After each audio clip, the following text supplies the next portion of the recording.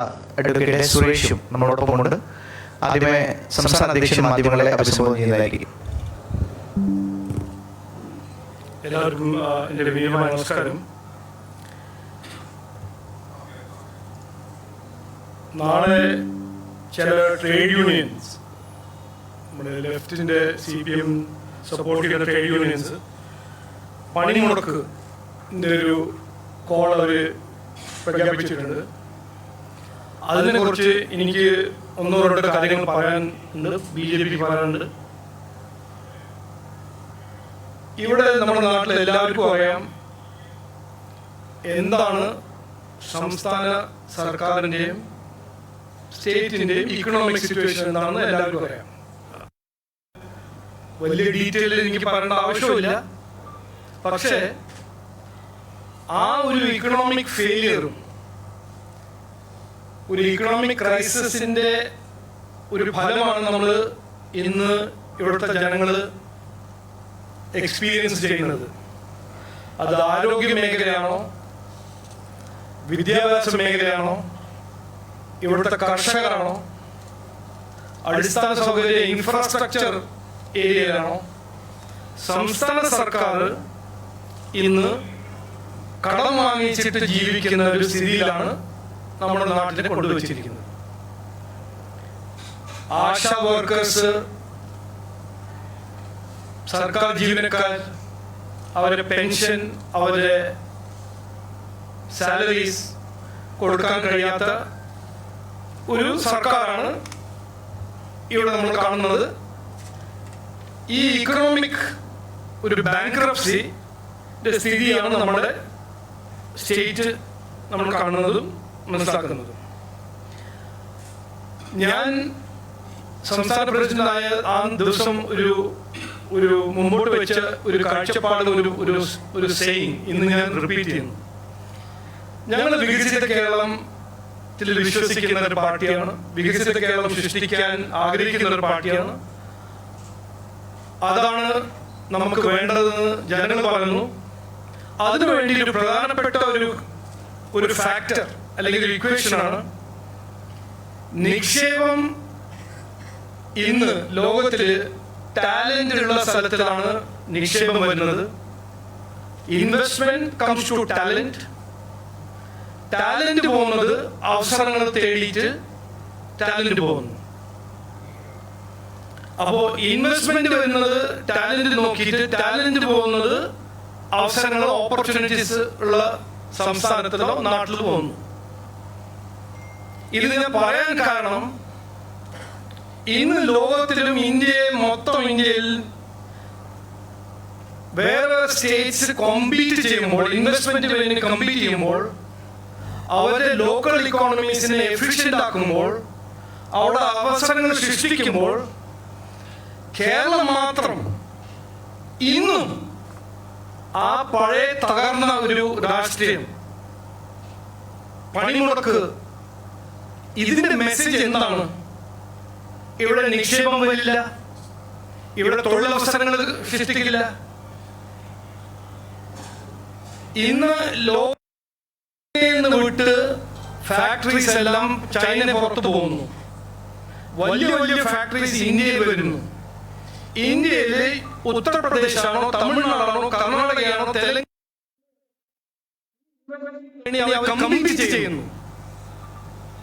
എല്ലാ സംസ്ഥാനം പറഞ്ഞത് ഞങ്ങളുടെ സംസ്ഥാനത്തിൽ വരൂ, ഇൻവെസ്റ്റ് ചെയ്യൂ, ഇവിടെ തൊഴിലവസരങ്ങൾ സൃഷ്ടിക്കൂ.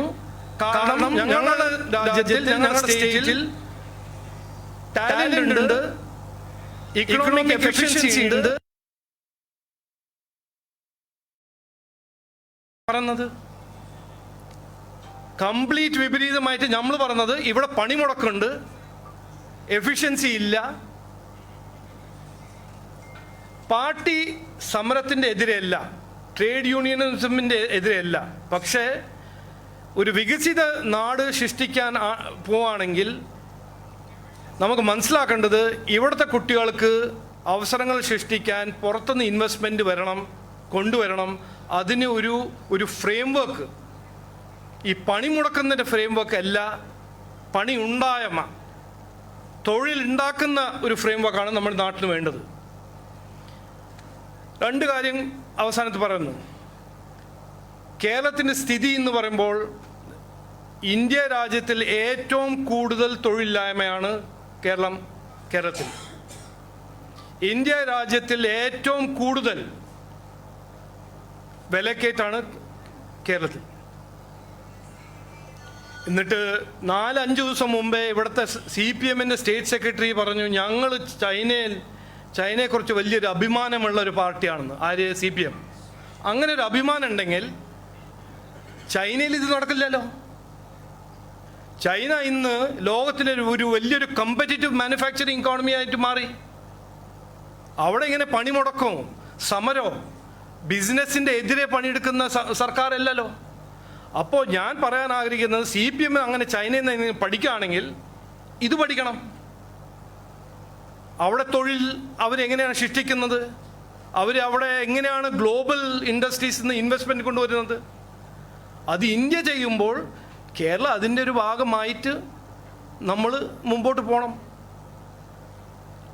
ഇന്ന് ഇത് ചെയ്യുന്നത് ശരിയല്ല. ഒരു വികസിത കേരളത്തിൻ്റെ എതിരെ ആണ് ഇങ്ങനത്തെ ഈ പണിമുടക്കും ഇങ്ങനത്തെ ഒരു സ്ട്രൈക്കും. അതിനെക്കുറിച്ച് ഡീറ്റെയിലിൽ MT രമേശ്ജിയും മുമ്പോട്ട് കുറച്ച് കാര്യങ്ങൾ വയ്ക്കും. അതൊന്ന്. രണ്ടാമത്തെ കാര്യം, 11-ാം തീയതി രാത്രി നമ്മുടെ ആദരണീയായ ആഭ്യന്തരമന്ത്രി ഹോം മിനിസ്റ്റർ തിരുവനന്തപുരത്ത് എത്തും. അദ്ദേഹം 12-ാം തീയതി 11 മണിക്ക് നമ്മുടെ സംസ്ഥാന ഓഫീസ്, ഈ സ്റ്റേറ്റ് ഓഫീസിനെ ഇനോഗ്രേറ്റ് ചെയ്യും. അത് കഴിഞ്ഞിട്ട് 12:30 മണിക്ക് അദ്ദേഹം എവിടെയാണ് വെന്യൂ? പുത്തരിക്കട്ട മൈതാനിൽ ഒരു പബ്ലിക് പ്രോഗ്രാമിൽ പങ്കെടുക്കും. അത് ഞങ്ങളുടെ ലോക്കൽ ബോഡി ഇലക്ഷൻ്റെ ഒരു ക്യാമ്പയിൻ്റെ കിക്ക് ഓഫ് ആയിട്ടാണ് ഞങ്ങൾ കാണുന്നത്. അദ്ദേഹം പിന്നെ അത് കഴിഞ്ഞ് ലീഡർഷിപ്പിൻ്റെ ഒപ്പം ഒരു മീറ്റിംഗ് കഴിഞ്ഞിട്ട് 3:30 മണിക്ക് ഡൽഹി പോകും. ഇനി രമേശ് ജി സംസാരിക്കും.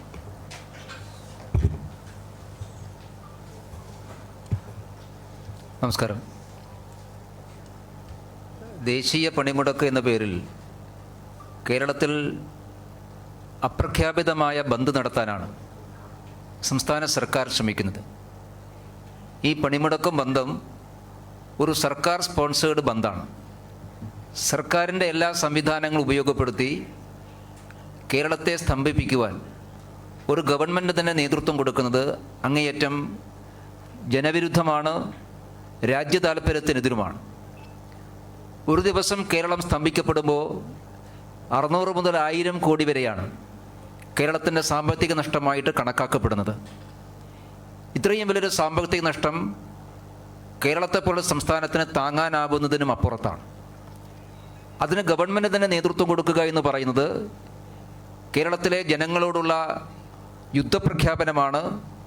കേരളത്തിൻ്റെ വികസനത്തെ പുറകോട്ട് നയിക്കാൻ വേണ്ടിയിട്ടുള്ള പരിശ്രമത്തിൻ്റെ ഭാഗമായിട്ട് മാത്രമേ അതിനെ കാണാൻ വേണ്ടി സാധിക്കുള്ളൂ. രണ്ടാമത്, ദേശീയ പണിമുടക്ക് എന്ന പേര് തന്നെ അപ്രസക്തമാണ്. രാജ്യത്തെവിടെയും ഈ പണിമുടക്ക് ബാധിക്കുന്നില്ല. ഇന്ത്യയിലെ വ്യാവസായിക നഗരങ്ങളെയോ സാമ്പത്തിക നഗരങ്ങളെയോ ഒന്നും ബാധിക്കാതെ കേരളത്തിലെ ജനങ്ങളെ മാത്രം എന്തിനാണ് ഈ IND മുന്നണി ഇങ്ങനെ ശിക്ഷിക്കുന്നത് എന്നുള്ളതാണ് ഏറ്റവും പ്രധാനപ്പെട്ട പ്രശ്നം. അതുകൊണ്ട് നേരത്തെ ഇവിടെ സൂചിപ്പിച്ചതുപോലെ തൊഴിലാളികൾക്ക് സമരം ചെയ്യാൻ അവകാശമുണ്ട്. പക്ഷേ ജനങ്ങളുടെ അവകാശത്തെ സംരക്ഷിക്കാനാണ് ഗവൺമെൻറ് തയ്യാറാകേണ്ടത്.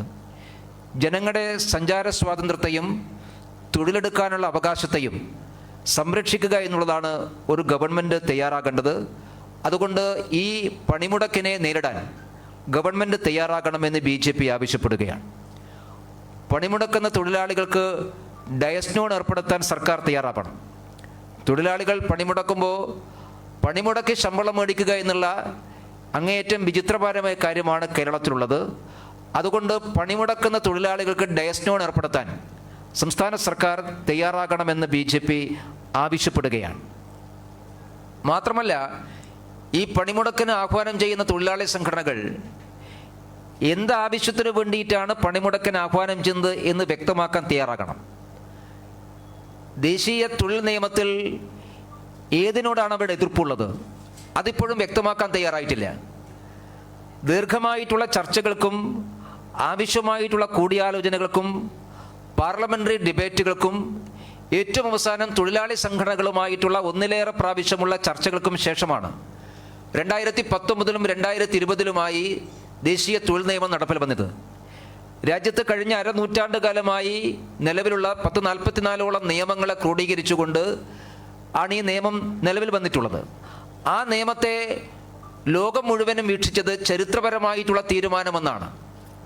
കാരണം നമ്മുടെ രാജ്യത്തിൻ്റെ ചരിത്രത്തിലാദ്യമായി തൊഴിലാളികൾക്ക് മിനിമം വേജ് കിട്ടുന്ന, ആ മിനിമം വേജ് എല്ലാവർക്കും നിയമപരമായി നിർബന്ധമാക്കുന്ന ഏറ്റവും വിപ്ലവകരമായ ചരിത്രപരമായ ഒരു നിയമം നടപ്പിൽ വന്നിട്ട് 5 വർഷം കഴിഞ്ഞു.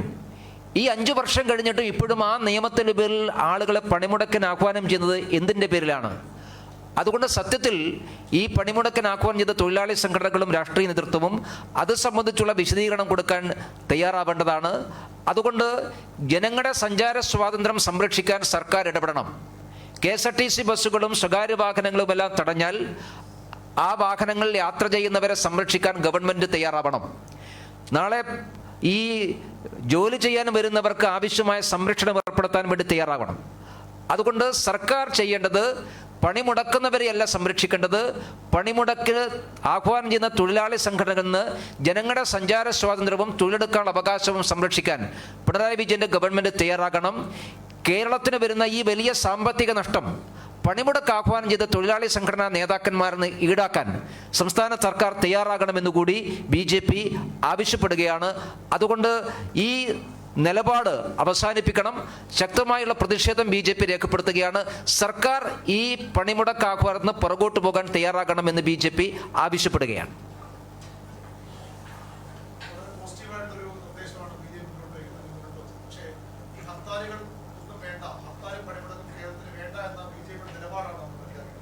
പണിമുടക്ക് വേണ്ടതാണ് ഞങ്ങൾ പറഞ്ഞത്. ഹർത്താലും സമരം എല്ലാം എല്ലാവരും ഒരു അവകാശമാണ്.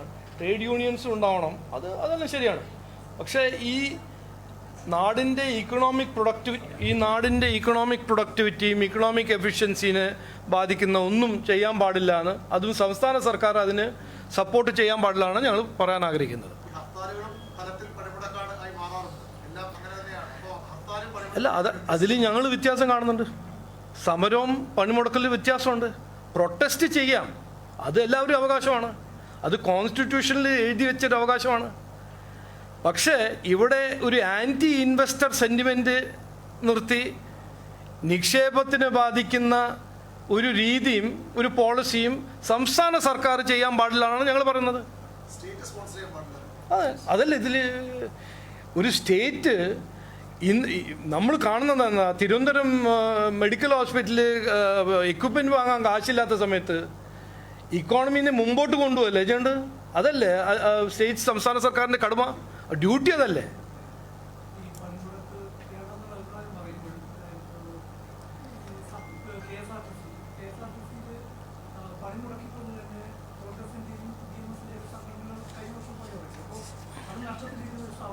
അല്ല, ഞാനിപ്പോൾ പറഞ്ഞത് അല്ലല്ല, സ്റ്റേറ്റ് സ്പോൺസേഡ് പണിമുടക്ക് വ്യത്യാസമുണ്ട്.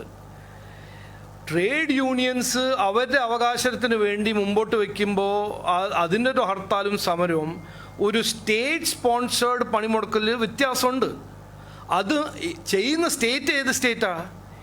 ഇവിടെ കടത്തിൽ മുങ്ങുന്നൊരു സ്റ്റേറ്റ് അല്ലേ?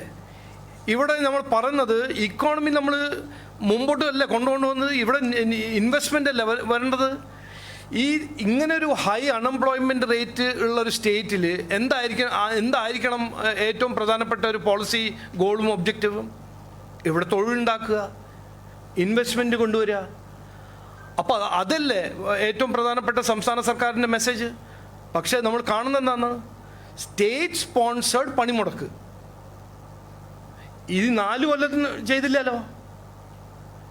അപ്പോൾ ഇതിൽ ഒരു വ്യത്യാസം നമ്മൾ കാണണം. എല്ലാം ഒരു ഐഡിയോളജിക്കൽ ഒരു ബ്രഷ് ഇട്ടിട്ട് കാണേണ്ട ആവശ്യമില്ല. ഇവിടെ തൊഴിലില്ലായ്മ ഉണ്ട്. രാജ്യത്തിൽ ഏറ്റവും കൂടുതൽ അൺഎംപ്ലോയ്മെൻറ്റ് കേരള നാട്ടിലാണെന്ന് ആർക്കും സംശയമില്ല. ഇവിടെ ഇൻവെസ്റ്റ്മെൻറ്റ് വരുന്നില്ല, ആർക്കും സംശയമില്ല. ഇന്ന് ലോകത്തിലും ഇന്ത്യയിലും മൊത്തം എത്രയോ അവസരങ്ങൾ സൃഷ്ടിക്കുന്നുണ്ട്. ഇവിടെ നമ്മൾ കുട്ടികളെ എക്സ്പോർട്ട് ചെയ്യാണ്. നമ്മുടെ കുട്ടികൾ തന്നെ പോയിട്ട് ബാംഗ്ലൂർ, ഹൈദരാബാദ്, ആന്ധ്രാപ്രദേശ്, തമിഴ്നാട്ടിൽ അവർ അവിടെ തൊഴിൽ ചെയ്യുന്നു. എന്ത് കാരണമാണ് ഇവിടെ വരാത്തത്? ഇത് ചോദിക്കുമ്പോൾ അതിൻ്റെ ഒരു ഉത്തരമാണ് സ്റ്റേറ്റ് സ്പോൺസേഡ് പണിമുടക്കുണ്ടെങ്കിൽ എന്തിന് ഇൻവെസ്റ്റ്മെൻറ്റ് ഇവിടെ വരും? അത് മാറിയിട്ടുണ്ടെങ്കിൽ നാളത്തെ ഇത് നടക്കുമോ? അത് തയ്യാറാണ് അത് വിശ്വസിക്കാൻ. അല്ലല്ല, മുൻകാലത്ത് എത്രയോ കാര്യങ്ങൾ ഉണ്ടായിരുന്നു, അതെല്ലാം മാറി. പക്ഷെ ഇത് നടക്കുന്നതും ശരിയല്ല. അത് പറയാനാണ്. ചേഞ്ച് ഉണ്ടായിട്ടില്ല എന്ന് ഞാൻ പറയുന്നില്ല. BJP ഇവിടെ ശക്തമായിട്ട് എത്രയോ കൊല്ലമായിട്ട് ഇത് പറയുന്നതല്ലേ. ഞങ്ങളുടെ ഒരു ഐഡിയോളജിക്കൽ, ഞങ്ങളുടെ ഒരു പ്രവർത്തനത്തിൻ്റെ കുറച്ചെല്ലാം ബെനിഫിറ്റ് കിട്ടിയിട്ടുണ്ടെന്ന് എനിക്ക് വിശ്വാസമുണ്ട്. അത് ഞങ്ങൾ ചെയ്തതാണ്. അത് ലെഫ്റ്റ് ചെയ്തൊന്നുമല്ല. കാൾ മാർക്സിൻ്റെ പുസ്തകത്തിൽ ഇപ്പോഴും അത് തന്നെ പറയുന്നത്. അത് മാറ്റിയിട്ടില്ലല്ലോ. അപ്പോൾ ഇതിൽ നമ്മൾ പറയുന്നത് എന്തായിരിക്കണം ഒരു സംസ്ഥാന സർക്കാരിൻ്റെ ഏറ്റവും പ്രധാനപ്പെട്ട ഒരു ഗോൾ, പബ്ലിക് പോളിസി ഗോൾ? ജനങ്ങൾക്ക് വേണ്ടി ഇക്കോണമി നന്നാക്കുക. അത് കഴിഞ്ഞിട്ട് നിങ്ങൾ ഏത് ഐഡിയോളജി ആണോ, ഏത് പുസ്തകമാണോ, ഏത് ചൈനേൻ്റെ അഭിമാനമാണോ, ഏത് അഭിമാനമാണോ ചെയ്തോളൂ. പക്ഷെ ആദ്യം ചെയ്യേണ്ടതല്ലേ ഇതല്ലേ? കോട്ടയം മെഡിക്കൽ കോളേജ് തകർന്നു വീഴുന്ന എന്താണ് കാരണം? നെഗ്ലിജൻസിൻ്റെ കാരണം എന്താണ്? കാശില്ല. ഇവിടെ PM ആയുഷ്മാൻ 70 വയസ്സിൻ്റെ മുകളിൽ ജനങ്ങൾക്ക് കൊടുക്കാൻ സംസ്ഥാന സർക്കാർ എന്താണ് ചെയ്യാത്തത്? അതിന് കൊടുക്കാൻ കാശില്ല. ഇന്നിപ്പോൾ ഹോസ്പിറ്റലിൽ കാരുണ്യ കാരുണ്യ സ്കീമാണോ, PM ആയുഷ്മാനിൽ പോയിട്ട് ഒരു ഹോസ്പിറ്റലിൽ പോയിട്ട് എനിക്ക് അഡ്മിറ്റ് ചെയ്യാൻ വേണമെന്ന് പറഞ്ഞാൽ ഹോസ്പിറ്റലിൽ പറയുമ്പോൾ ഇല്ല, സർക്കാർ ഇതുവരെ ഞങ്ങളെ എറിയർസ് പേ ചെയ്തിട്ടില്ല. അപ്പോൾ ഏറ്റവും പ്രധാനപ്പെട്ട ഒരു ഡ്യൂട്ടി, കടമ എന്ന് പറഞ്ഞാൽ ഏത് സംസ്ഥാന ഗവൺമെൻറ് ആണെങ്കിൽ അവിടുത്തെ ഇക്കോണമി നന്നാക്കി അവിടുത്തെ യുവാക്കൾക്ക് ഒരു അവസരം സൃഷ്ടിക്കാൻ അതിനുവേണ്ടി പോളിസീസും പദ്ധതികളും ചെയ്യുക. അത് ചെയ്യാണ്ട് ജാതി കുതിച്ച് പണിമുടക്കം ചെയ്യണം, ഞങ്ങൾ ഐഡിയോളജിയിലേക്ക് പുസ്തകത്തിൽ അത് എഴുതിയിട്ടുണ്ട്, അതുകൊണ്ട് ഞങ്ങൾ ഇതന്നെ ചെയ്യും, അത് ഞങ്ങൾ പറഞ്ഞു. അത് MT രമേശ് പറഞ്ഞ പോലെ ഞങ്ങൾ പറഞ്ഞത് അത് ചെയ്യാൻ പാടില്ല. ഇതിൽ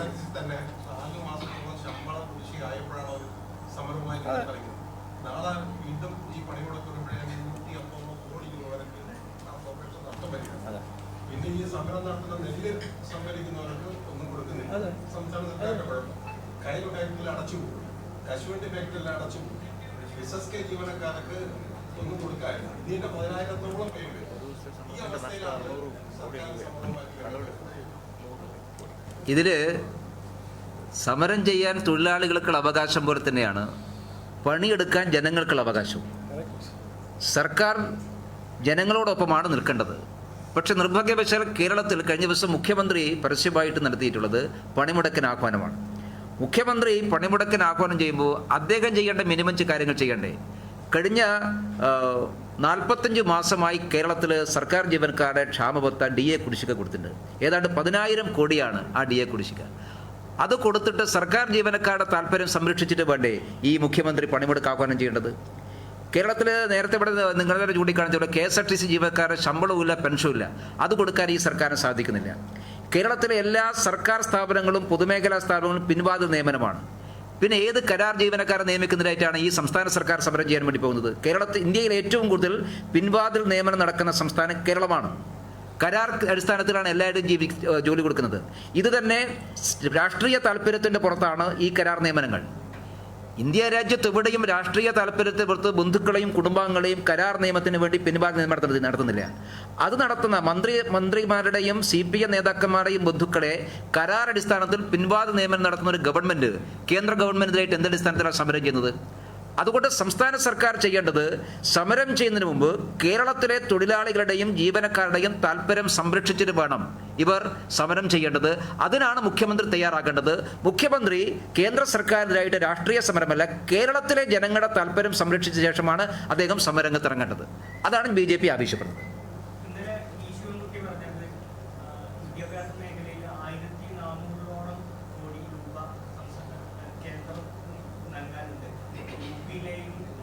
ഗുജറാത്തിലേക്ക് കുട്ടികളെ പോലത്തെ കേരളത്തിലെ കുട്ടികളെ പരിഗണിക്കും.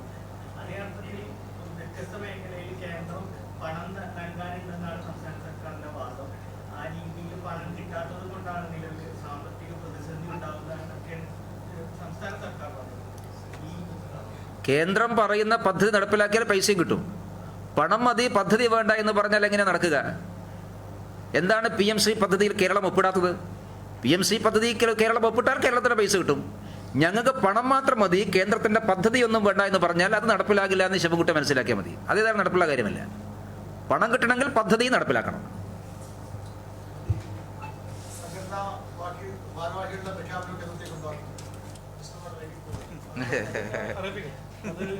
അത് അനൗൺസ്മെന്റ് ദിവസം ഞാൻ പറയാം. ഈ പണിമുടക്കിന്റെ കാര്യത്തില് സർക്കാരും തൊഴിലാളി സംഘടനകളും നിലവിൽ തന്നെ 2 തട്ടിലാണ്. ഇന്ന് രാവിലെ ഗതാഗത വകുപ്പ് മന്ത്രി പറഞ്ഞത് തൊഴിലാളി സംഘടനകൾ ആരും ഗതാഗത വകുപ്പിൽ പണിമുടക്കിന് വേണ്ടി നോട്ടീസ് നൽകിയിട്ടില്ല എന്നതാണ് മന്ത്രിയുടെ വാദം. പക്ഷേ CIക്കും അവരുടെ തന്നെ CPIയുടെ തൊഴിലാളി സംഘടനയും മന്ത്രിക്ക് വെളിവില്ലാത്തത് കൊണ്ടാണ് എന്ന അർത്ഥത്തിൽ മന്ത്രിമാർക്ക് പോലും ഈ പണിമുടക്കിനോട് താല്പര്യമില്ല എന്നാണോ അതിൽ നിന്ന് തെളിയുന്നത്? കേരളത്തിലെ പല CITU CPM നേതാക്കന്മാരും പ്രസിഡന്റുമാരായ തൊഴിലാളി യൂണിയനുകൾ അവരാരും സമരത്തിന് പണിമുടക്കിന് നോട്ടീസ് നൽകിയിട്ടില്ല. ഞങ്ങളതൊക്കെ നാളെ പറയാൻ വേണ്ടി പോവുകയാണ്. കേരളത്തിൽ ഒരുപാട് CPM നേതാക്കന്മാർ പ്രസിഡന്റുമാരായ യൂണിയനൊന്നും നിയമപ്രകാരം നോട്ടീസ് നൽകിയിട്ടില്ല. അപ്പോൾ കേന്ദ്ര പൊതുമേഖലാ സ്ഥാപനങ്ങളിൽ നിയമപ്രകാരം നോട്ടീസ് കൊടുക്കാതെ പണിമുടക്ക് നടത്തിയാൽ അതെന്ത് ചെയ്യണമെന്ന് കേന്ദ്ര സർക്കാരിനറിയാം, കേന്ദ്ര പൊതുമേഖലാ സ്ഥാപന അധികാരികൾക്കറിയാം. കേരളത്തിലെ പൊതുമേഖലാ സ്ഥാപനങ്ങൾ എന്ത് ചെയ്യാൻ വേണ്ടി പോകുന്നു ഞങ്ങൾ കാത്തിരുന്ന് കാണുകയാണ്. ഗണേഷ് കുമാറിൻ്റെ പ്രസ്താവന ഞങ്ങൾ സ്വാഗതം ചെയ്യുന്നു. ഗണേഷ് കുമാർ ചെയ്യേണ്ടത് നാളെ KSRTC ബസ് മുഴുവൻ റോട്ടിലിറക്കി യാത്ര ചെയ്യാനുള്ള അവകാശം, ജനങ്ങളുടെ അവകാശം സംരക്ഷിക്കാനാണ് ഗണേഷ് കുമാർ തയ്യാറാവേണ്ടത്, പ്രസ്താവന ഇറക്കാനല്ല.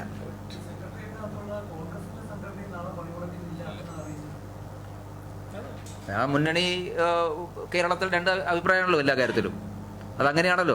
പക്ഷേ ദേശീയ പണിമുടക്കിനോട് കോൺഗ്രസിൻ്റെ നിലപാടെന്താണ്? ദേശീയ പണിമുടക്കാണെന്നാണല്ലോ പറയുന്നത്. അതിനോട് കോൺഗ്രസിൻ്റെ നിലപാടെന്താണ്? എപ്പോഴും കേരളത്തിൽ CPM വിരുദ്ധ നിലപാടും കേന്ദ്രത്തിലാകുമ്പോൾ ഒരുമിച്ചുള്ള സമീപനമാണ് പണിമുടക്കിൻ്റെ കാര്യത്തിൽ ഇവർക്കുള്ളത്.